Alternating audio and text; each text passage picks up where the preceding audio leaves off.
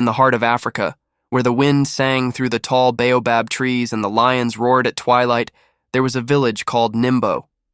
It was a place of laughter, colors, music, and harmony.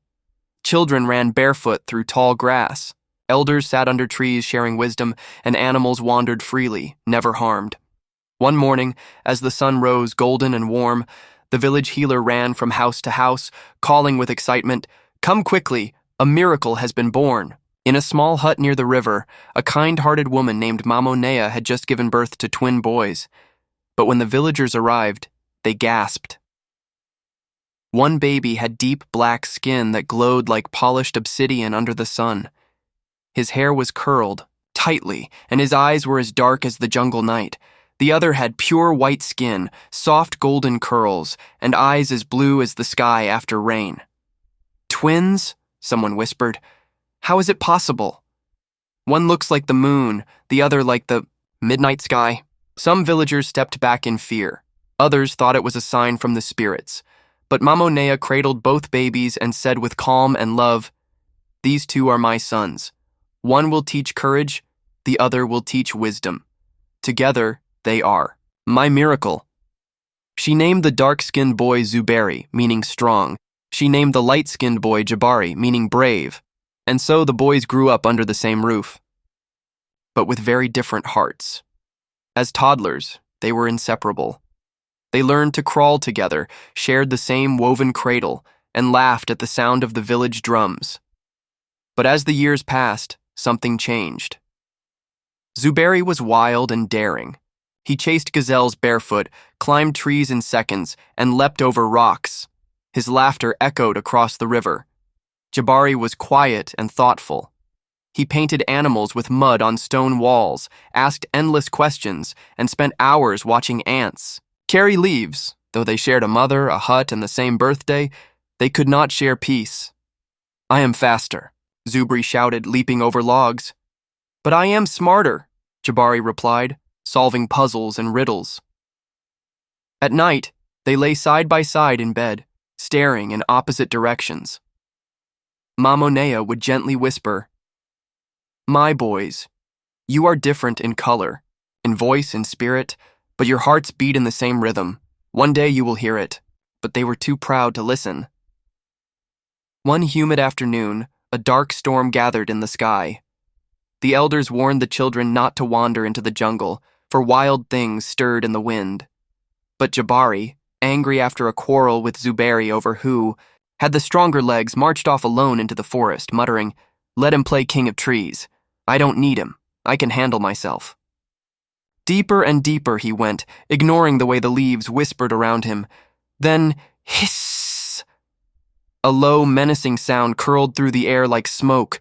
From the shadows slithered a massive serpent, a creature of legend called Arara. Its body was the width of a tree trunk. Its scales shimmered black and green. Its tongue flicked like fire. Jabari froze. He turned to run, but roots tangled his feet. He fell hard. In an instant, the serpent struck, coiling around him. Its red eyes stared into his. The air grew heavy. Jabari could barely breathe. Zuberi, still angry, had climbed a mango tree to sulk. But suddenly he heard it, a distant scream that sliced through the jungle air. He knew that voice. Jabari. His heart raced. He wanted to ignore it, to pretend he didn't care. "Why should I help him?" he muttered. "He never listens to me. He thinks he's better." But then he remembered Mamo Nea's voice, soft and warm. "The jungle is deep, but love finds its way." Zuberi jumped from the tree and ran. Through thorns, across streams, over stones, he reached the clearing and gasped. Jabari was barely conscious, trapped in the coils of the giant serpent. Zuberi knew he couldn't win with strength. He had to think fast. He remembered something Jabari once told him while watching bees. "Build a hive. Nature always protects itself. Even the smallest can fight back." Looking around, Zuberi spotted a fallen pot of water, a hive of bees, and a hollow tree, a patch of red-hot jungle chilies. An idea sparked. He dipped the chilies in water, making a burning paste. Then, with shaking hands, he smeared the paste onto a long stick and flung it at the serpent's face. "Hiss!" The snake recoiled in pain.